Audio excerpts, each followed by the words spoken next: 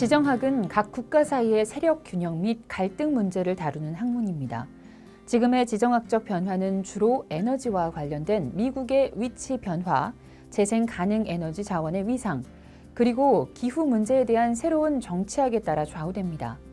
세계 경제는 그 어느 때보다 비용이 적게 드는 상호 교류, 진보한 운송 수단, 자본과 기술에 의해 점점 더 하나로 연결됐고, 이를 바탕으로 협력적인 세계 질서를 향해 나아가게 됐습니다. 이러한 세계화의 과정을 이끄는 가장 큰 원동력은 바로 에너지 자원이었습니다. 그런데 이러한 세계화의 움직임은 2020년 전 세계를 뒤흔든 코로나 바이러스로 인해 역행하고 있습니다. 세계 경제는 대공황 이후 최악의 불황을 경험 중이며 전 세계 에너지 시장은 큰 혼란에 빠졌습니다.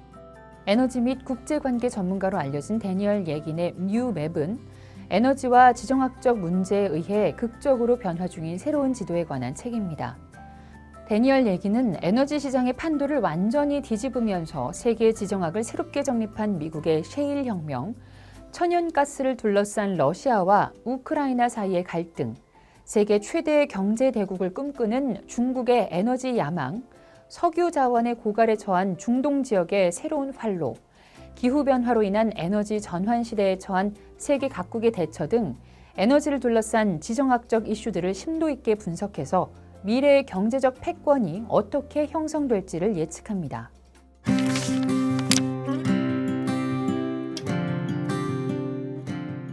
(1981년) 미첼 에너지를 운영하고 있던 조지 미첼은 시카고가 소비하는 천연가스의 10%를 책임지기로 계약했지만 보유하고 있던 가스정들이 바닥을 드러내기 시작해 해결책을 고민하던 중 우연히 회사 소속 지질학자 중 한 명이 쓴 학술지용 논문의 초고를 읽게 됐습니다.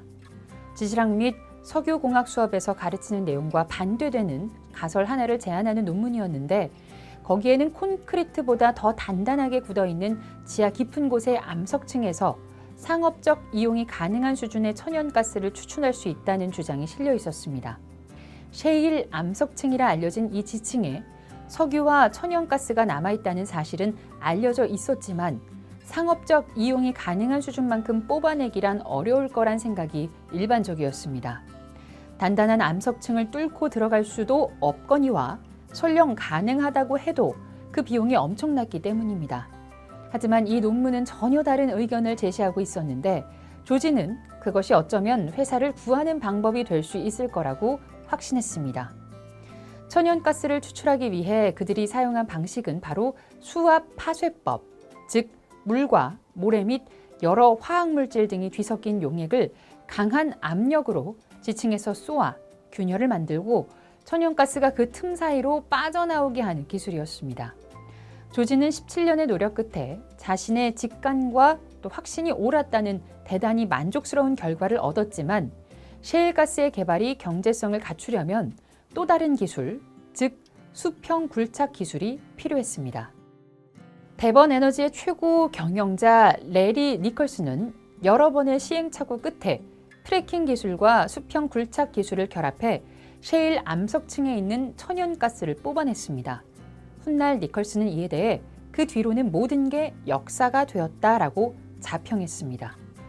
1990년대 셰일가스가 개발되기 전까지 천연가스가 미국 전체 전력 생산에서 차지하는 비중은 17%를 넘어선 적이 한 번도 없었지만 셰일가스 시대가 도래하면서 천연가스는 가격 측면에서도 높은 경쟁력을 갖추게 됐습니다.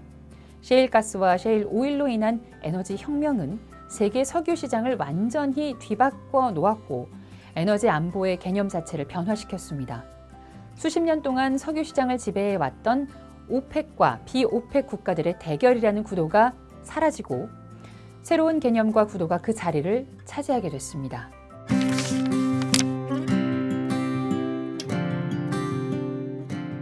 러시아는 유럽이 소비하는 전체 천연가스의 40% 이상을 공급하고 있는데 이것이 바로 유럽에서 일어나는 지정학적 갈등의 주요 원인이라고 할 수 있습니다.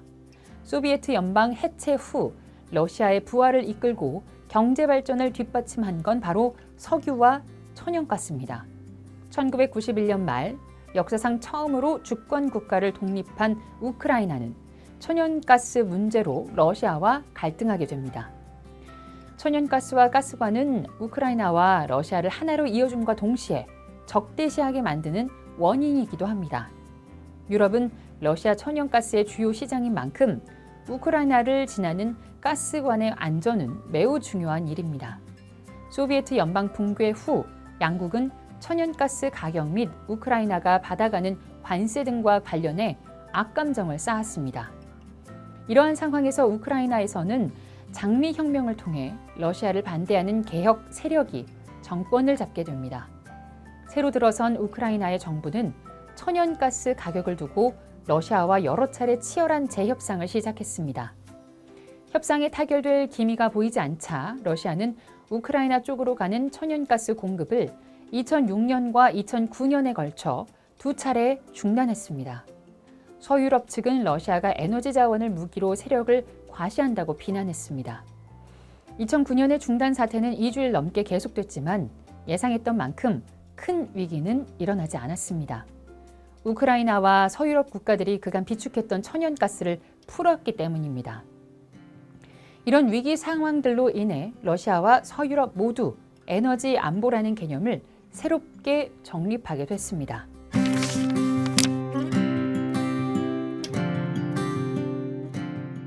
(2009년) 중국은 미국을 제치고 세계 최대 에너지 소비 대국으로 올라섰으며 현재 전 세계 에너지 소비량의 25%를 혼자 소비하고 있습니다.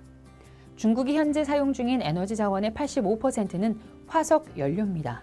중국의 석탄 수입량은 상황에 따라 크게 변할 수도 있으나 기본적으로는 중국 내에서 안정적으로 공급되고 있습니다. 그에 반해 석유와 천연가스는 그렇지 못하기에 중국 정부는 에너지의 지정학적 문제를 최우선 과제로 생각하지 않을 수 없습니다. 1959년 만주 다칭에서 대규모 유전지대가 발견되면서 석유의 국내 생산이 가능해졌지만 대규모 경제 성장과 함께 수요가 생산을 크게 앞지르면서 1993년부터는 석유 수입국이 되었고 2020년에는 전체 석유 수요의 75%를 수입에 의존하는 세계 최대의 석유 수입국이 되었습니다. 전 세계 유조선의 절반가량은 남중국해를 통과합니다. 미국이 중국으로 이어지는 남중국해의 석유 수입 항로를 가로막는다면 어떤 사태가 벌어질까요? 중국이 남해 구단선 지도를 전략적 근거로 사용하면서 남중국해에 대한 주권을 주장하고 나서는 이유가 바로 여기에 있습니다. 그리고 이제 그 바닷길은 단지 석유뿐만 아니라 천연가스도 오가는 통로가 됐습니다. 남중국해를 둘러싸고 계속해서 벌어지고 있는 석유와 천연가스 탐사 및 어업권을 둘러싼 모든 갈등은 중국의 에너지 안보로부터 출발한 것입니다. 중국의 에너지 안보와 관련해 정말로 중요한 건 바다 깊은 곳 어디에 있을지 모를 자원이 아니라 항로 그 자체와 항로를 오가는 화물입니다.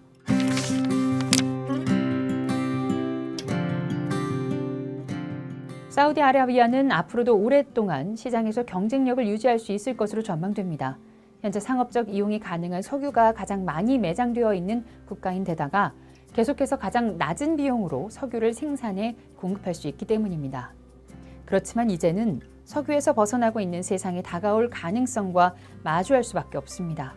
게다가 중동 지역의 석유가 내세우는 낮은 생산 비용도 미국 셰일 오일과 같은 많은 새로운 경쟁자들 때문에 경쟁력이 떨어지고 있습니다.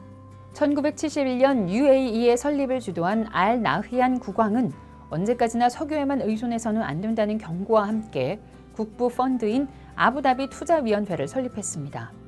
2004년 왕세자로 책봉된 무함마드 빈 자이드는 50년 후에는 석유가 바닥날지 모른다며 2,300억 달러 규모의 두 번째 국부 펀드 무바달라를 설립해 국내외 건설 및 투자 전문 업체에 투자하고 있습니다.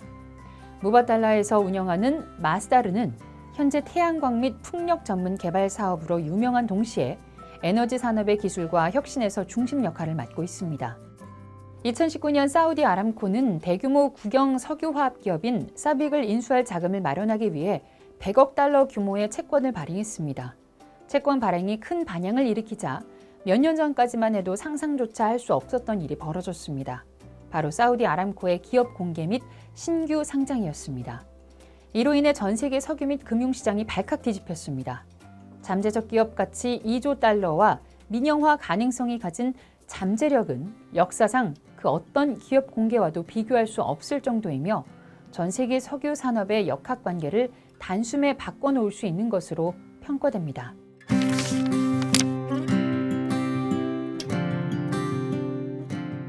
에너지와 지정학의 기후변화가 더해지면서 세계 경제를 둘러싼 방정식은 더욱 복잡해지고 있습니다. 여기에 코로나 팬데믹과 양적 완화 덕분에 시중에 엄청나게 풀린 자금이 2차 전지와 풍력, 태양광, 수소 등 신재생 에너지를 가장 주목받는 투자 섹터로 만들었습니다. 현재 이 시장을 둘러싼 경쟁은 매우 치열하게 전개되고 있습니다. 저자는 이 책의 5장 또 다른 지도들과 6장 기후 지도에서 신생 에너지 개발에 도전장을 낸 미국과 유럽, 중국, 인도 등을 폭넓게 분석하면서 새로운 기술 혁신이 에너지와 지형학의 새로운 지도를 그려낼 것으로 전망합니다. 앞으로 무엇을 활용해 이동하느냐에 따라 일자리와 돈의 흐름, 국가 간 관계가 완전히 달라질 것이라는 저자의 전망은 글로벌 전기차 배터리 시장의 선두를 노리는 한국으로서는 특히 주목해야 할 메시지입니다.